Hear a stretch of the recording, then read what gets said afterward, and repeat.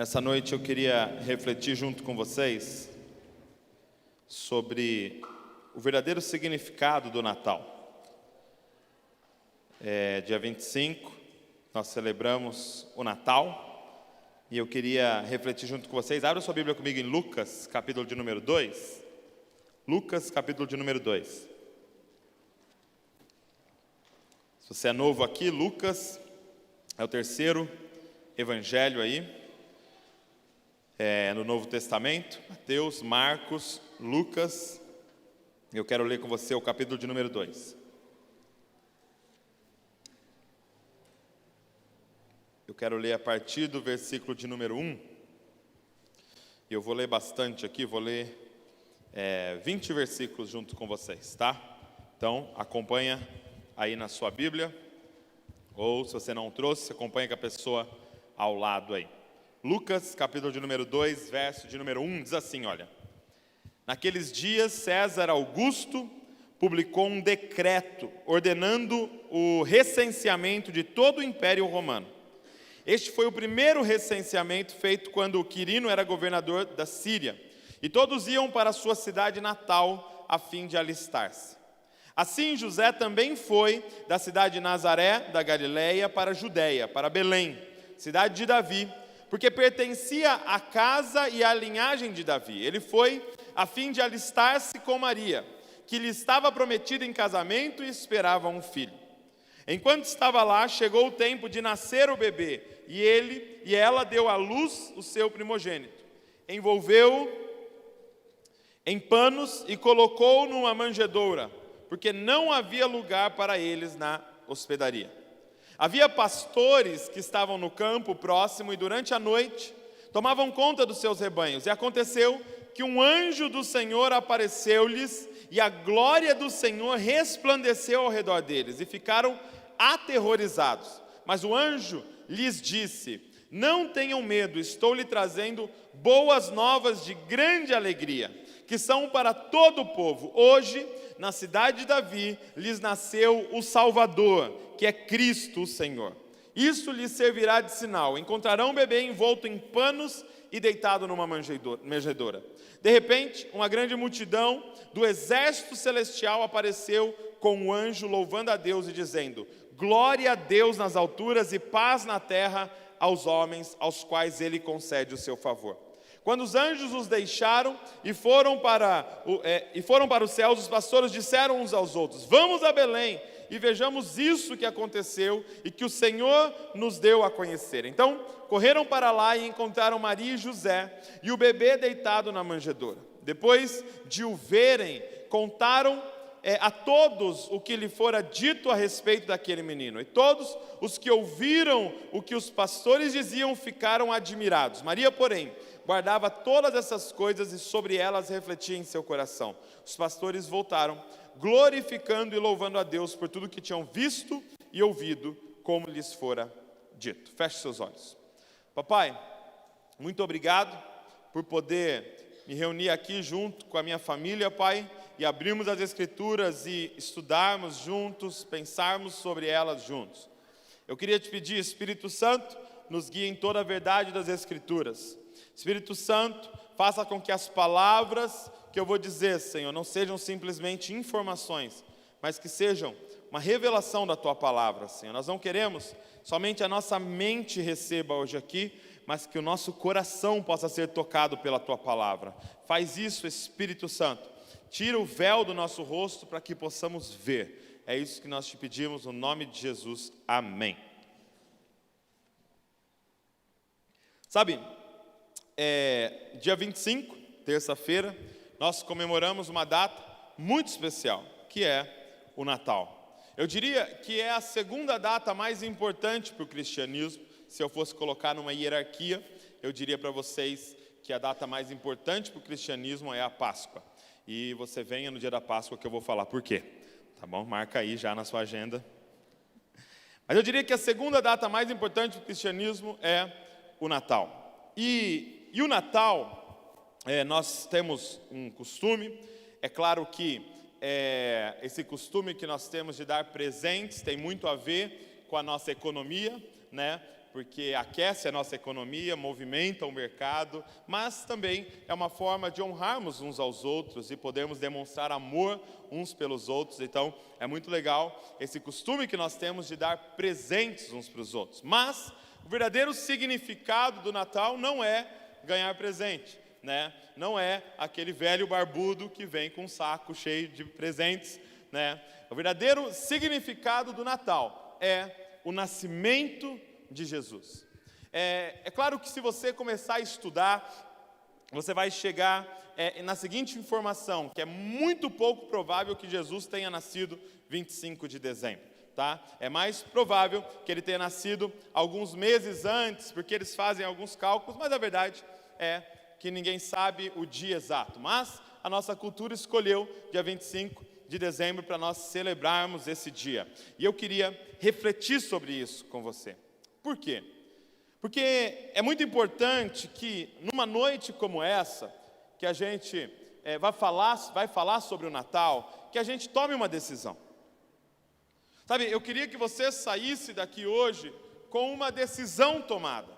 E a decisão que você precisa tomar é sobre quem é esse Jesus. Quem é esse Jesus que todos os anos, perto do dia 25, o pessoal coloca lá ele na manjedoura, uma representação do nascimento dele. Quem é esse Jesus?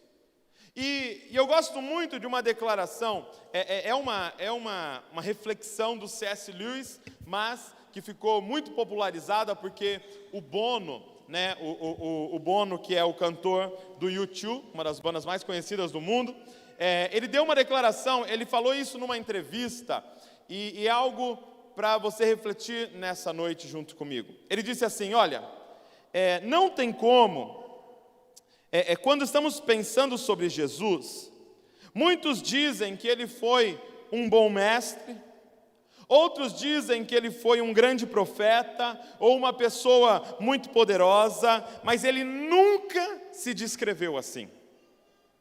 Ele nunca se descreveu assim. Gente, quando o assunto é Jesus Cristo, não tem como pensar nele ou defini-lo como um bom mestre, como um grande profeta ou uma pessoa maravilhosa. Não tem como pensar isso dele. Tem duas escolhas que você pode fazer hoje.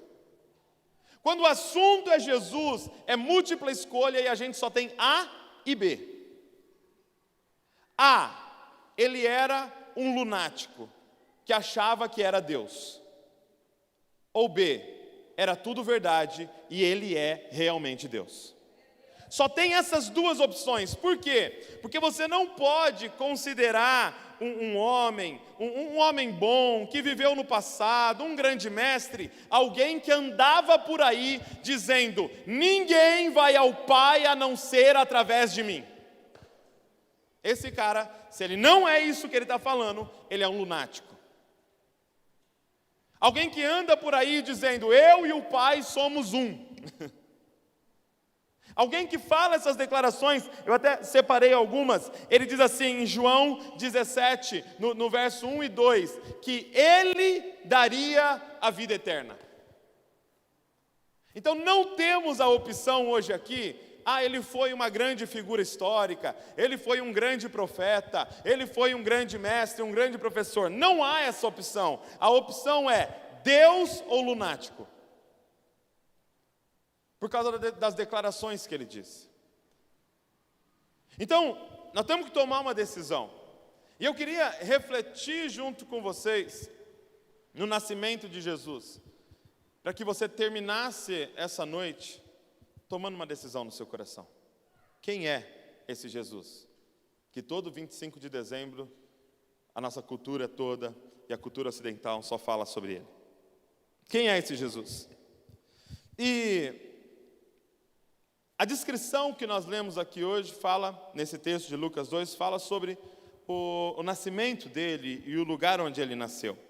E sabe, esse ano eu tive a oportunidade de fazer 4 viagens internacionais e visitei países muito maravilhosos, né? Eu visitei os Estados Unidos, eu visitei Israel, eu visitei o Canadá e eu visitei o Japão.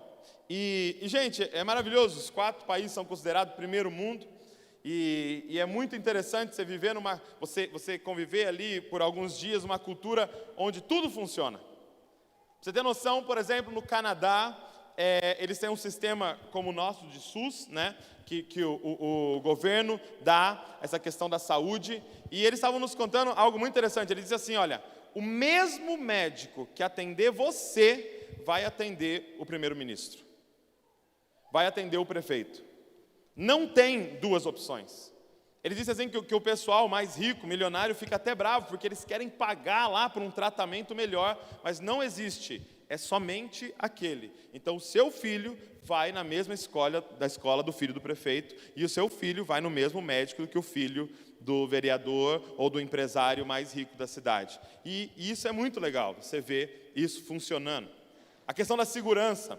Eles estavam lá em choque, em Toronto, eles estavam em choque, todos preocupadíssimos. Eles disseram assim, Douglas, a situação está dando uma apertada aqui em Toronto. Esse ano foi o recorde de assassinato no país. Morreram 160 pessoas. Falei, meu Deus, não sabem de nada. Então você vê a segurança funcionando. No Japão, os caras esquecem carteira, e vários relatos de pessoa que esqueceu a carteira em algum lugar, voltou no outro dia, estava lá a carteira cheia de dinheiro. Você vê a segurança, os policiais em muitos lugares não têm nem o que fazer. Eles não têm nem demanda para atender, porque não acontece nenhuma tragédia, nada. Então você vê a saúde funcionando, você vê a educação funcionando. O Canadá é o lugar com mais pessoas formadas por habitante, é o lugar com mais pessoas com diploma de faculdade no planeta Terra. Então, é muito interessante você ver todos esses países funcionando. E eu teria uma pergunta para fazer para você. Se você pudesse escolher, vamos dizer que você pudesse escolher aonde você iria nascer, onde você escolheria? Se fosse dado essa escolha para você, esse poder de escolha, você poderia nascer em qualquer lugar no mundo. Onde você escolheria nascer? Em qual cultura você escolheria nascer? Em qual país você escolheria nascer? Onde você nasceria se você tivesse essa escolha? E talvez os países que viriam na nossa mente são um desses, né? Primeiro país, ou melhor, se eu dissesse a você, se você pudesse escolher a família que você ia nascer, qual sobrenome você escolheria? Talvez Gates? Zuckerberg? Que sobrenome você escolheria se você pudesse escolher? E sabe, é muito interessante esse relato que a gente leu aqui, porque este homem que nasceu aqui foi o único que pisou nessa terra que teve essa escolha. O único ser que nasceu de uma mulher, que pôde escolher onde nasceria, escolheu nascer em Belém, não do Pará, em Belém, numa cidade minúscula, há 2000 anos atrás, de uma virgem adolescente, e foi para Belém numa data onde todo mundo tinha ido para Belém, porque todo mundo tinha que fazer o recenseamento. Então todo mundo que era de Belém teve que ir para lá, não tinha lugar nenhum na cidade, e ele sabia que ele iria nascer em uma manjedoura, no meio de animais. Podendo escolher, por que este lugar? E eu já começo a dizer para você que está nos visitando, que é um amigo do cristianismo, talvez você por muito tempo olhou para essas histórias e disse, não, isso é uma história inventada, isso é... Gente, se nós fôssemos inventar uma história sobre Deus nascendo, você escreveria que ele nasceu em Belém, numa manjedoura? Fica muito mais difícil de convencer os outros, não é verdade? Porque ele poderia ter nascido no Império Romano, ele poderia ter nascido num palácio, ele poderia ter nascido de uma forma que todos os jornais da época, ou toda a mídia da época estaria falando, mas dessa forma fica muito claro, o objetivo não era fazer marketing. O objetivo não era facilitar para a gente espalhar a história. Ele nasce em uma manjedoura, em Belém, há 2000 anos atrás. E a pergunta é, por que esse nascimento? Por que desse nascimento e dessa forma? E para mim, o principal objetivo desse nascimento era porque Deus quer ter um relacionamento com a gente. O motivo por que ele nasceu, gente, é porque Deus quer ter um relacionamento com você. Ele quer se relacionar com a gente. Presta atenção.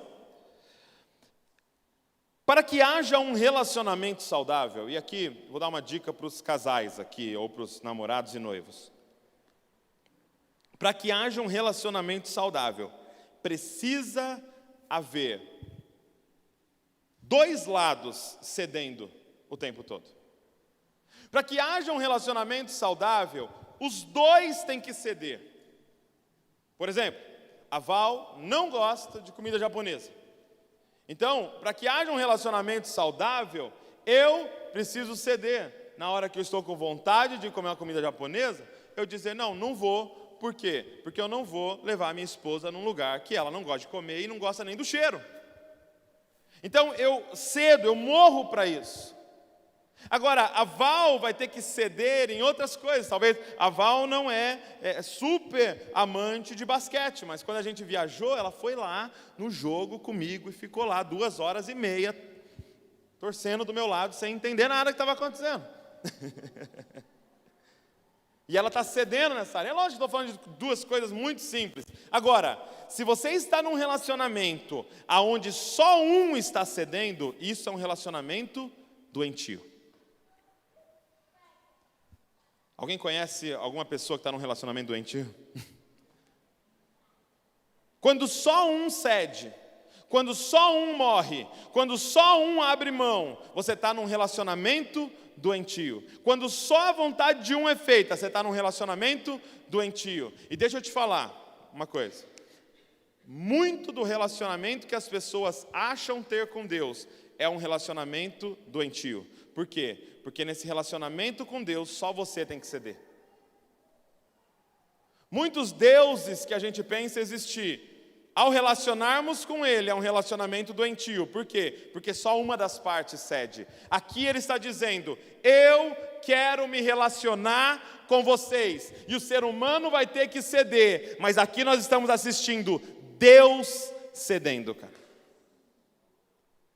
Para nos alcançar, para se relacionar conosco, o Todo-Poderoso, Criador de todas as coisas, decidiu ceder também.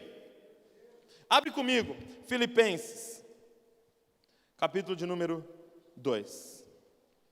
Dá uma olhada nesse texto, talvez um dos textos mais lindos da Bíblia. Filipenses, capítulo de número 2. Olha o que está escrito aqui, Filipenses capítulo 2, verso de número 5.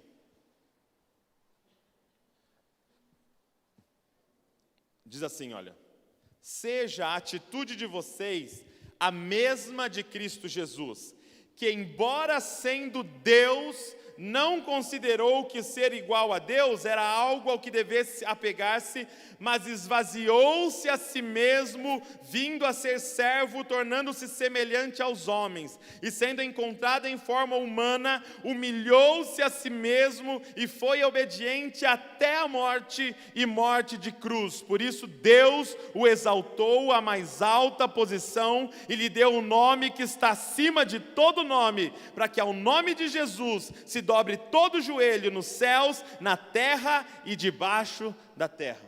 Presta atenção, Ele sendo Deus, decidiu ceder. Para quê? Para se relacionar com você, cara. A vontade dEle de ter comunhão conosco era tão grande que Ele cedeu. Você não está num relacionamento doentio com Deus, onde só você tem que ceder e Ele está lá longe. Não, nós temos um Deus que decidiu perder para alcançar você, cara. Perder.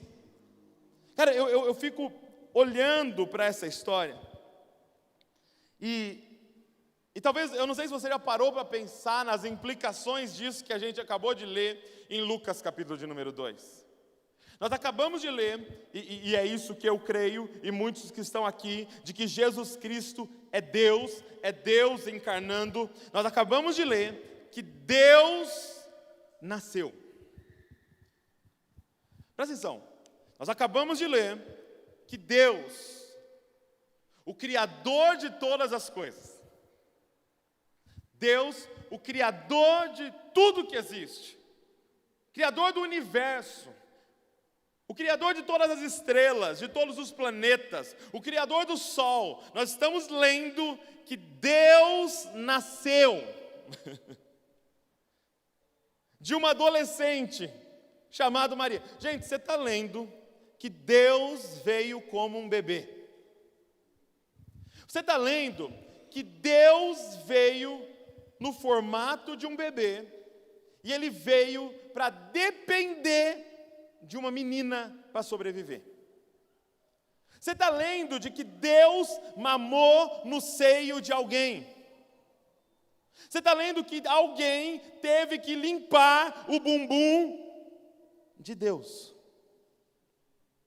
Você está entendendo o que significa Ele se esvaziou para alcançar a gente?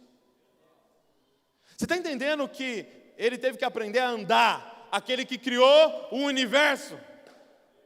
Você está entendendo que alguém teve que ensinar Ele a falar? Esse é o nosso Deus, cara. Para quê? Para nos alcançar, para se tornar alcançável, para que alguém pudesse dizer, é aquilo que os nossos olhos viram, que os nossos ouvidos ouviram e que as nossas mãos apalparam. É sobre isso que a gente está falando, sobre um Deus que se fez homem. E poderia, de alguma forma, Ele é Deus, Ele poderia ter vindo com 30 anos. Ele poderia ter vindo, só descido do céu, descido do céu e aterrissado no monte mais alto, e todo mundo ia ver, e Deus apareceu. Mas não, Ele se esvaziou de toda a sua glória, e veio como servo, veio como menor, veio para humilhar-se, cara. Porque era Deus dizendo, eu estou disposto a perder para me relacionar com você. Eu estou disposto a ceder para me relacionar com você. Então, primeiro motivo desse nascimento é porque era o jeito dele de ceder para o nosso relacionamento. Segundo, a segunda questão para ter um relacionamento, além dos dois terem que ceder, é os dois se conhecerem. Não é verdade? Você quer um relacionamento saudável, você precisa conhecer aquele com quem você está se relacionando. Marido, você precisa conhecer a sua esposa, os gostos delas, os desgostos, o medo, as paixões, você precisa conhecer ela. E esposa, você precisa conhecer o seu marido. Agora, nós estávamos diante de um relacionamento que não era possível conhecê-lo. Por quê? Porque Deus, o que é Deus, gente? A Bíblia diz que Deus é santo. Sabe o que é santo? É separado. Sabe o que significa esse separado? Ele está dizendo assim, lembra de todas as listinhas de categoria? Não existe uma para Deus, ou seja, na categoria de Deus só tem Ele. E aí fica muito difícil, porque todo aprendizado é por comparação. Se eu perguntar para você assim, o que é Coca-Cola? Você vai falar, é um líquido, então você está comparando a alguma outra coisa, líquido. Preto, está comparando a uma cor. Então eu preciso ter referências de outras listas para você me descrever alguma coisa. Como descrever um ser que é incomparável? Deus, gente, não cabe na nossa cabeça. Mesmo porque se uma mente fosse capaz de entender a Deus, essa mente seria Deus porque é maior que Deus. Porque para você pôr algo dentro de um recipiente, para caber o recipiente tem que ser maior que o algo. Tá vendo? Você não entendeu nem essa frase, você vai entender Deus. Deus é infinito, Deus é soberano, Deus é grandioso, Deus é único, incomparável.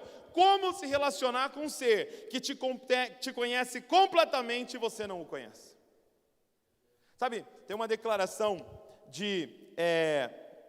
dos russos, quando quando estava tendo aquela corrida espacial, né? E os Estados Unidos e a Rússia tentando aquela corrida espacial, os russos deram uma declaração. Eles disseram assim: nós somos ateus. Sabe por quê? Porque subimos aos céus e não tem ninguém lá. Subimos aos céus e não tem ninguém lá.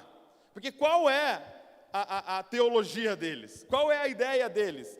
De que nós, os seres humanos, estamos aqui no primeiro andar e Deus está ali no segundo andar. E eles pensaram: vamos subir lá no segundo andar e ver se tem alguém lá. Eles foram lá no segundo andar e eles disseram: não tem ninguém lá. Mas a ilustração para nós e Deus não é essa. A ilustração para nós e Deus seria mais ou menos como Shakespeare e Romeu. Shakespeare é quem? O autor. Romeu é quem? Um personagem. Gente, nós somos um personagem de um criador, de um autor. Então não tem segundo andar. Tem esse plano e aquele que está escrevendo a história, meu irmão.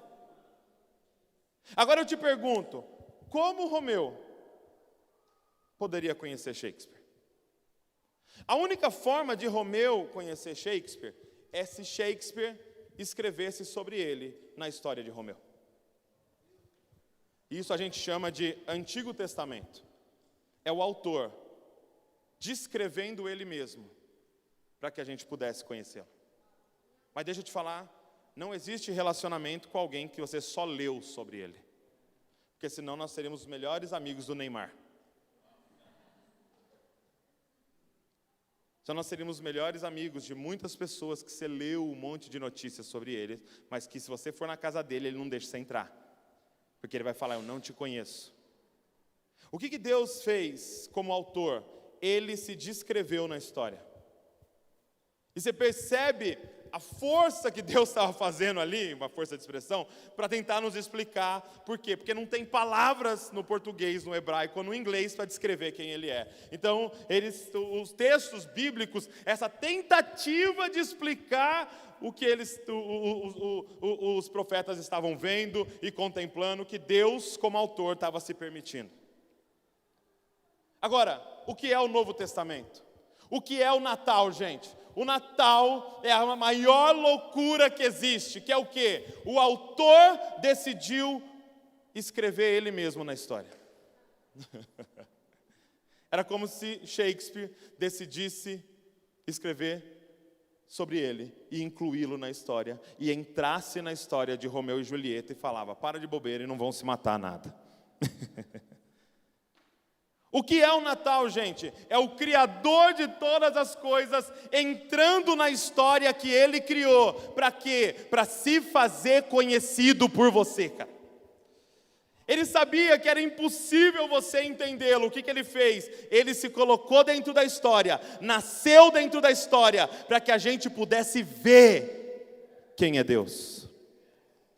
Gente, no Antigo Testamento, tentar ver Deus era como tentar olhar para o sol. Nós declaramos hoje aqui, né? Que Ele é como o sol. Se você tentar olhar para o sol, você fica cego. Se você tentar olhar para o sol, a sua retina vai queimar. Se você tentar olhar para o sol, você só vê um embaçado. É impossível olhar para o sol. Só é possível olhar para o sol através de um filtro. É quando você coloca um filtro e através daquele filtro você consegue olhar para o sol. O que é o Natal? É Deus nos dando um filtro para olhar para Ele. Moisés falou: Senhor, deixa eu te ver. Ele falou: cara, se você vir me ver, você vai morrer. E aí no Novo Testamento, João diz: e o verbo era Deus, e o verbo estava com Deus, e o verbo se fez carne e habitou entre nós. Era Deus colocando um filtro em nós e fala: pode olhar agora e pode me conhecer agora. Porque o que é um relacionamento, cara? É se conhecer. Agora, na pessoa de Jesus, a gente pode saber quem é Deus. Cara, todo o plano era se relacionar com você. Todo o plano era poder se relacionar com você. Sabe? Por que desse nascimento? Primeiro, porque era o jeito dele de ceder. Segundo, porque era o jeito dele de se fazer conhecido por nós. Terceiro, porque era o jeito dele de nos salvar. Sabe, todas as religiões falam sobre um grande homem. Todas as religiões têm um grande homem, que alguns chamam de profetas, alguns chamam de mestre, e vários outros nomes são usados para falar dessas figuras emblemáticas. E qual é, de forma geral, essa descrição? É um grande homem, muito iluminado, que conseguiu discernir o caminho para Deus. E talvez num livro ou de forma oral, esse grande profeta passa para nós, ou para a humanidade, qual é o caminho para Deus. E ele nos ensina, dizendo, se fizermos assim, assim, assim, assado, seremos aceitos por Deus. Se fizermos esse ritual, Deus vai nos aceitar. Agora, cristianismo não é uma religião dessa forma. Cristianismo é diferente de tudo isso que todas as religiões descrevem. Por quê? Porque cristianismo não é um grande profeta nos ensinando como chegar a Deus. Cristianismo é Deus se despindo de toda a glória e vindo se revelar a nós. Cristianismo não é várias liturgias, vários rituais para fazer Deus te aceitar. Cristianismo é Deus vindo e nos aceitando do jeito que nós estamos, cara. É Ele vindo. O Natal é Deus entre nós. O Natal, sabe, todas as religiões, ou a maioria delas, vão te dar uma fórmula ou uma forma de subir para o céu, ou alguma descrição de paraíso. É isso, você faz isso, e você irá para o céu. Cristianismo é dizendo, o céu veio para a terra, cara. Não é nós tentando ir para o céu, é o céu vindo e descendo na terra e nos alcançando e invadindo a nossa vida, cara. O céu nasceu. O céu nos alcançou. O céu nos salvou. Desde o início, a ideia era essa, nos salvar. Mateus 2, 11. Aqui descreve quando os reis magos encontram Jesus. Eles veem uma estrela, eles começam a seguir essa estrela, e eles chegam até este lugar aonde Jesus estava, ele tinha acabado de nascer. E diz assim no verso de número 11, ao entrarem na casa, viram o menino com Maria sua mãe, e prostrando-se, o adoraram. Deixa eu abrir um parênteses aqui. Se fosse apenas um profeta, eles honrariam. Se fosse um rei, eles honrariam. Mas era Deus, por isso que eles adoraram. Eles se prostraram e começaram a adorar um recém-nascido, porque eles discerniram uma coisa, não é um rei, não é um profeta, não é um professor que nasceu, Deus nasceu entre nós, cara. É isso que eles discerniram. E olha aqui que interessante. Então abriram os seus tesouros e lhe deram presentes, ouro, incenso e mirra. Presta atenção, olha os presentes que eles deram, ouro, incenso e mirra. Ouro era um bem precioso, até hoje, uma pedra preciosa, e estava ali. Incenso falava desse caráter profético. Esses caras trazem para um recém-nascido mirra. Sabe para que serve mirra? Para preparar o corpo de alguém quando essa pessoa morre. Desde o primeiro dia, eles sabiam porque ele estava aqui. Ele estava aqui por um motivo, para levar sobre si todos os nossos pecados, as nossas enfermidades, as nossas doenças, o nosso problema, cara. Aqueles homens trouxeram para ele como dizendo, você nasceu para morrer. Você nasceu com um objetivo, para nos salvar. Nós não precisamos de um rei para nos governar, nós precisamos de um salvador para nos salvar, cara. Nós precisamos de um herói para arrancar o grande problema. O grande problema não era os romanos, gente. O grande problema é o que habita no coração de cada homem, o pecado. Por que ele nasceu? Ele nasceu para nos salvar. Ele deu a vida dele para nos salvar. Agora, a pergunta dessa noite, que nós estamos aqui juntos, é: e o que eu preciso fazer, Douglas? O que eu preciso fazer? E aqui é a parte mais complicada. Porque não é simplesmente entender. Não é simplesmente, com seu intelecto, ler as descrições e estudar e dizer, eu creio que realmente ele encarnou e nasceu. O lance aqui é que em toda a descrição bíblica do Natal, existe algo em comum com todos os personagens envolvidos. Todos os personagens envolvidos no nascimento de Jesus creram por revelação. Ninguém simplesmente estudou um livro e creu. Todos creram por revelação. Se você ler Mateus 2, verso 1 e 2, esses magos vieram porque uma estrela apareceu no céu e começou a guiar eles até o lugar aonde Jesus estava. Se você ler em Lucas 1, 26 ao 38, um anjo aparece para Maria e anuncia para ela que ela ficaria grávida de um menino chamado Jesus. Em Mateus 1, 18 ao 21, um anjo aparece para José, porque ele não tinha acreditado, e revela para ele que Jesus era quem ele era. Em Lucas 2, 8 ao 14, um anjo aparece aos pastores, que foi o texto que a gente leu, e por revelação fala para eles, nasceu o Salvador em Belém.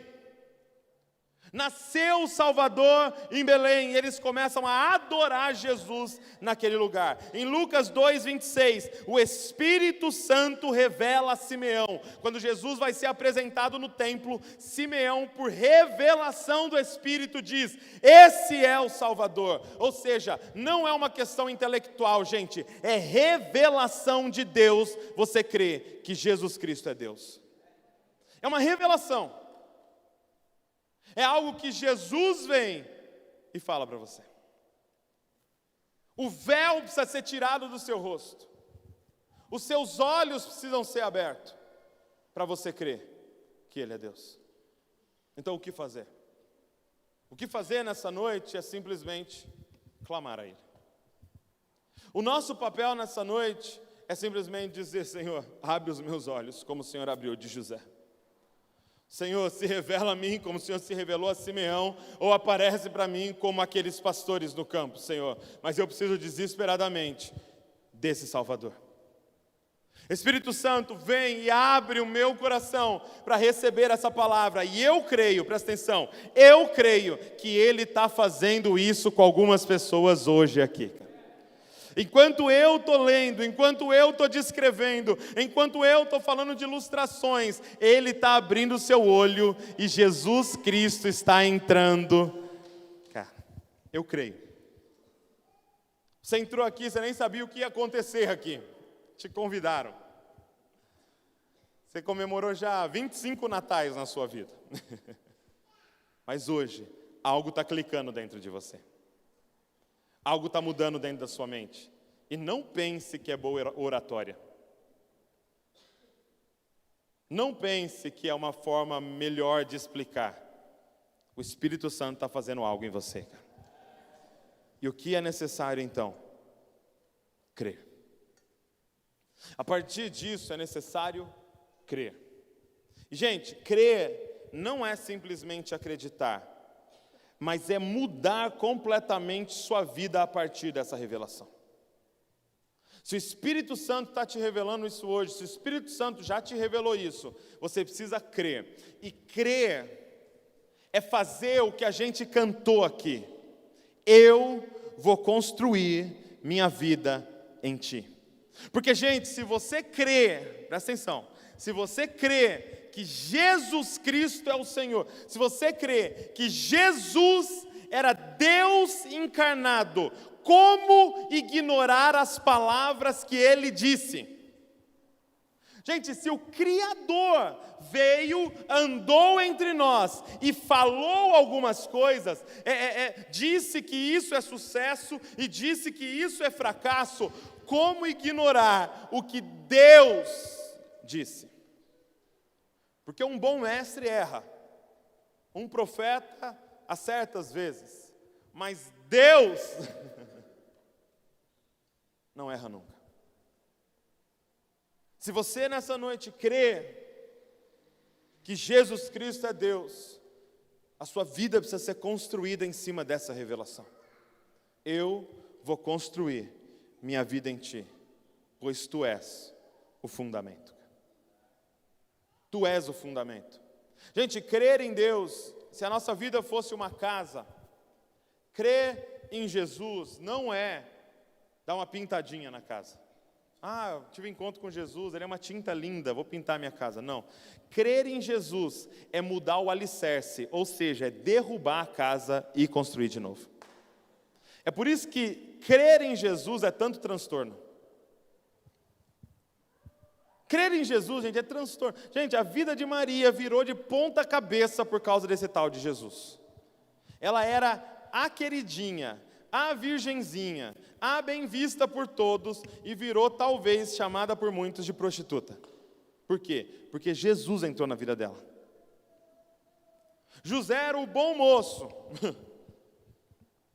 com o namorinho perfeito ali, que teria um casamento maravilhoso, frequentavam a sinagoga e de repente a vida vira de ponta cabeça, tem que fugir, se esconder, porque iam achar que ele teve relação antes do tempo. E por quê? Porque Jesus entrou na vida deles.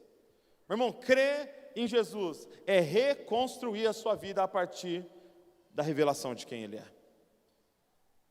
Gente, crer não é somente acreditar num conceito, é viver esse conceito. Por exemplo, vou dar um exemplo bem simples. Por exemplo, quantos aqui creem na lei da gravidade? Crê na lei da gravidade? O que é crer na lei da gravidade? É saber a conta? Quantos sabem a conta aqui para determinar a gravidade lá? Ninguém!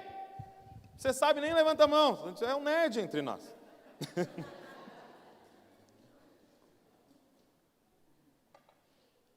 Agora, você precisa saber a conta.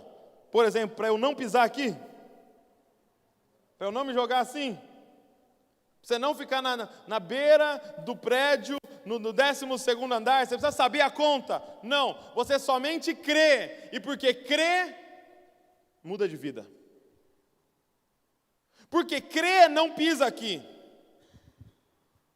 Porque crê, faz escolhas baseado no que você crê. O problema é que tem um monte de gente que diz que crê e se joga.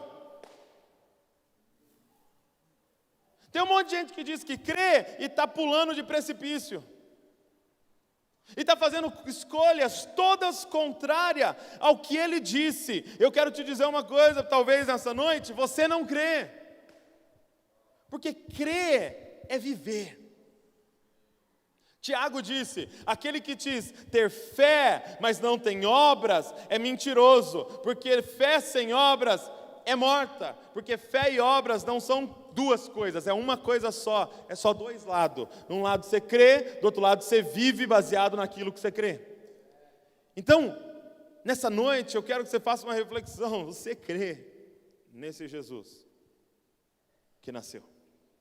Você crê? Você construiu sua vida baseado. Agora, se você não crê, eu não quero que você vá para casa fazendo força. Eu vou crer agora.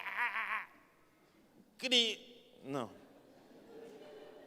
Você precisa de uma revelação, cara. Você precisa de uma revelação. E se você buscar, cara, e se você pedir, e se você bater, Ele disse que vai abrir, cara. Se você clamar, chamar e clamar, Ele disse que Ele vai responder. Ele disse que aquele que buscar de todo o coração, eu vou me deixar ser achado por estes, cara. Se você quiser, Ele vai se revelar. Mas é o seu clamor. É dizendo, Deus, baseado nas minhas escolhas, eu não creio, Senhor. Abre os meus olhos. Se revela a mim.